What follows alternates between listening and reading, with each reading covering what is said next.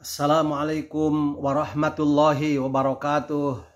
Sahabat-sahabat tercinta yang dirahmati Allah, jumpa lagi dalam acara Kulluhum Kuliah 10 menit dari Undang Munawar Official Channel. Mudah-mudahan bermanfaat bagi kita semua.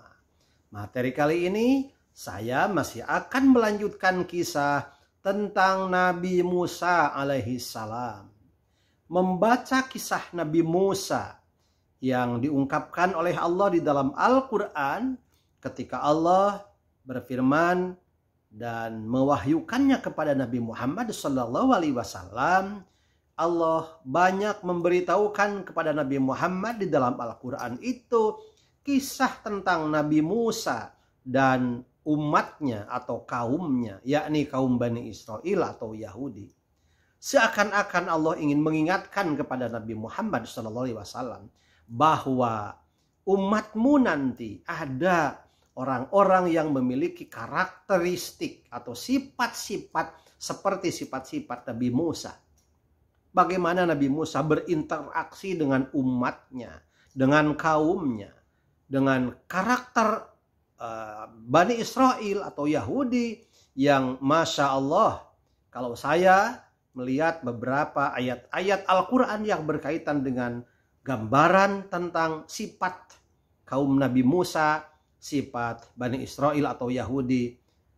Demikian Jadi kalau saya ungkapkan karakter kaum Bani Israel, kaumnya Nabi Musa, mereka memang banyak kemauan, banyak keinginan. Tetapi kadang-kadang ketika keinginan itu dipenuhi oleh Allah Subhanahu wa Ta'ala melalui Nabi Musa, mereka ternyata tidak mensyukurinya. Permintaannya banyak, tetapi kadang-kadang mereka membangkang dan durhaka, tidak mensyukuri nikmat yang diberikan oleh Allah kepada Bani Israel itu. Mereka sesungguhnya dalam beberapa ayat Al-Quran saya lihat bahwa kaum Yahudi itu atau Bani Israel itu percaya bahwa Nabi Musa adalah utusan Allah. Nabi Musa adalah Rasul Allah Subhanahu wa Ta'ala yang diutus oleh Allah kepada mereka, kepada kaum Bani Israel itu.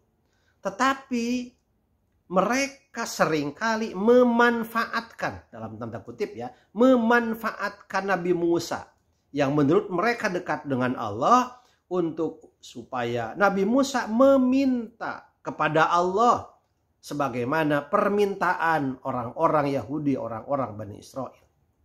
Jadi mereka kaum Bani Israel seperti memperalat Nabi Musa agar Nabi Musa memohon kepada Allah agar Allah memenuhi permintaan atau keinginan kaum Bani Israel itu.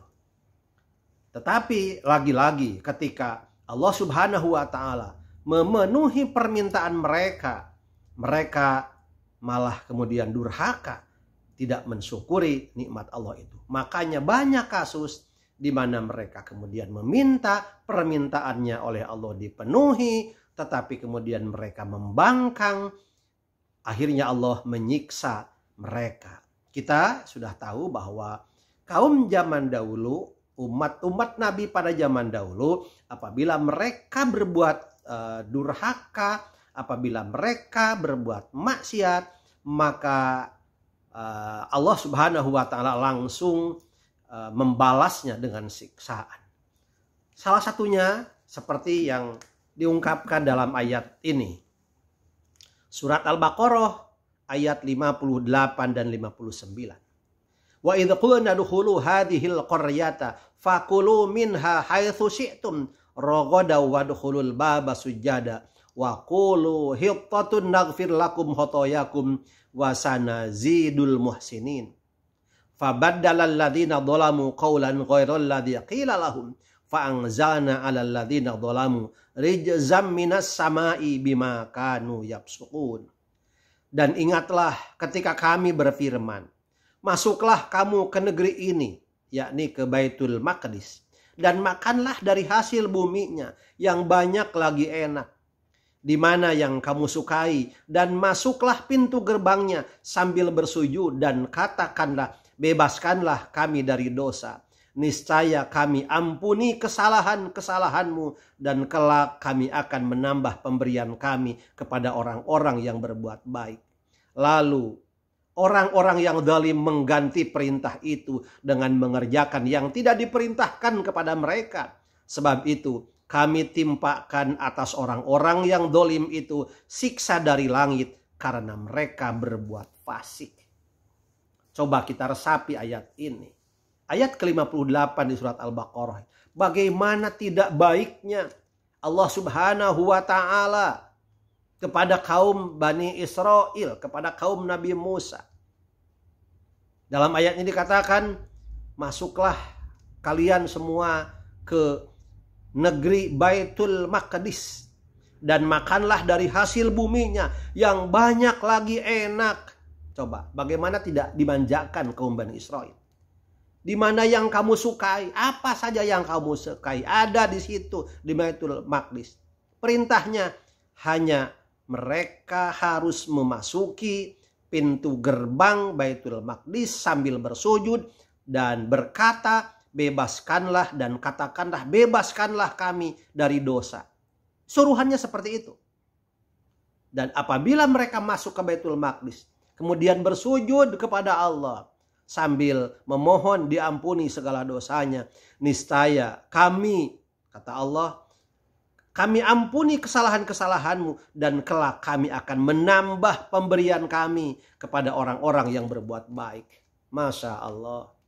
Disuruh masuk Baitul Maqdis, disuruh bersujud, meminta ampun kepada Allah apabila melakukan hal itu saja. Dan itu perintahnya bukan perintah yang berat. Perintah yang sangat ringan. Di sana di Baitul Maqdis Allah sudah menyediakan hasil bumi yang enak-enak, makanan yang enak-enak. Apa saja yang disukai pasti akan diadakan oleh Allah Subhanahu wa ta'ala. Kemudian apabila mereka bersujud meminta ampun kepada Allah, kesalahannya akan diampuni oleh Allah Subhanahu wa ta'ala. Dan Allah berjanji juga akan menambah pemberiannya kepada orang-orang yang berbuat baik. Tapi apa yang dilakukan oleh kaum Bani Israel?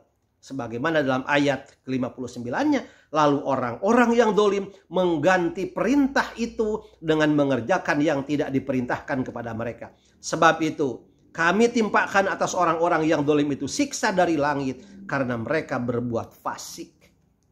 Mereka tidak mau masuk Baitul Maqdis, tidak mau bertaubat kepada Allah, tidak mau meminta ampun kepada Allah. Akhirnya apa? Akhirnya Allah Subhanahu wa ta'ala menyiksa mereka.